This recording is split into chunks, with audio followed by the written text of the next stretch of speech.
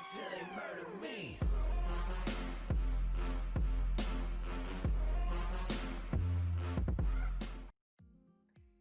Hello, season's greetings everyone. Wanted to make a short video on the reason why my motor failed, and I finally figured it out. Didn't disassemble the block yet and take a look at it because I was just going over some other parts, and I was checking out the tensioner, and the timing chain tensioner failed. This is an OEM Honda unit that I picked up, brand new. When I put it in, this thing has maybe 3,000 miles on it, and yeah, like it doesn't hold like the other OEM when they came with this K24A2 is way more robust. As you can see, I'm just going to reuse that one because it doesn't have that many miles on it, and it's OEM Honda. Now I thought this one would, this brand new one would obviously, you know, survive the length of the motor, or the life of the motor. Apparently not. So when I had it in there just now, and I was trying to set tension, and I was trying to set extra tension, you know how you kind of pry here and give it a little bit more tension, a couple more clicks.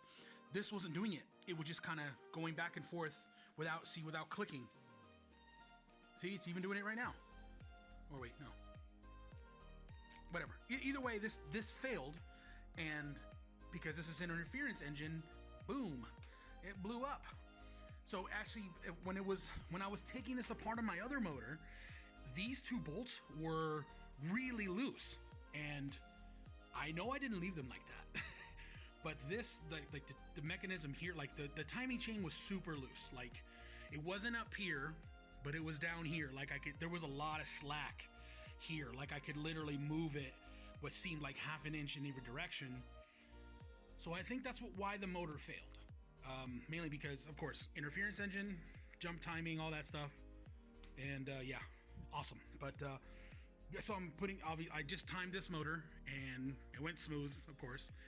And as you can see, I got my sweet Track Tough water plate on. I love this thing compared to the K-tuned unit. Oh my goodness, let me show you in comparison. Check this thing out. This plate's mine. This one's here, but yeah, not a fan of this. Of course, and I showed you guys earlier the crack that the alternator bracket has. But this solves my tensioner problem. This solves a few other problems, but creates its own. So as you can see, the water outlet not going to work. So I'm gonna have to get a dash 16 orb 90 degree and hope that actually goes. I mean, I just need it to go straight down because my water pump actually sits about right here. And yeah, so that takes care of that. I just need to find that fitting. It also opens up another problem, which is I put on the what's it called? The balancer, and I try to measure to see if my existing any of my existing custom-made belts would work, and they're too long by about 3.5 inches. So I already ordered a custom one that is 33 3/4 inch long, and this should adjust out just enough to get some nice tension on it. But other than that, I am rocking and rolling on this thing, getting a lot done. Oh, I still need to take these off. I did end up going with this K-Tune unit just because I just didn't want to spend another $100 on another one. So, I mean, if it leaks, I'll probably look at replacing it, but got my gasket on. I did disassemble the take off the transmission and cleaned it, power washed this sucker, and it came out nice. I mean, it doesn't look as near as good as it did when I first put it in, but I did notice some stuff on the clutch. So I run an ACT 6-puck unsprung, as you can see here, and I've had this clutch for 6 years. This is the 4th motor. It would have been the 5th motor if I'd kept it, but I see that some of the material is starting to come off the edge here, and on the other side, as you can see, check that out, and it's got like these little wear score marks here. So I'm gonna just replace the disc because it's cheap, and because I really like this clutch, and I'm already used to it. So I already have my flywheel and my pressure plate down there. I'm still gonna reuse those. Get a brand new release bearing, and just toss it in the car, and we should make some jam. So I'm rocking and rolling. Oh yeah, let me show you The windage tray, as I predicted, did not survive the explosion. Check that out. Once I undid these bolts down here, it just kind of came off. There's a bolt hole there, bolt hole there.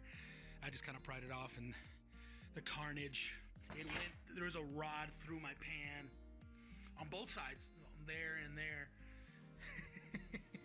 Good times. But at least now I know that the motor didn't fail internally. It failed because of the tensioner. So that motor still had a little more life in it. Yeah. So hopefully with this new setup, it should be fine. My pump actually survived. So I took it apart, and there was nothing in. I mean, it was really. I use liquid moly anti-friction modifier, so everything's nice and really slick. Still spins smooth. I took it apart, spins smooth. There's nothing in there. Cleaned it all out. I'm gonna be reusing that. Thank goodness. I don't want to spend another $350 on another one. But yeah. So getting this going. I'll probably save whatever I can from this motor and toss it, and do the rest of this. I still have to wait for the windage tray to install the pump, a few other things.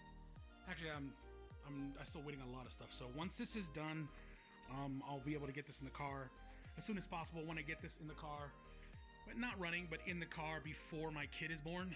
So that's before Christmas Eve. It is a tall order for me right now, but yeah, we'll see. So anyways, it's a little bit of an update, guys. Thank you for tuning in. Stay safe out there, and happy holidays to everybody. Take care.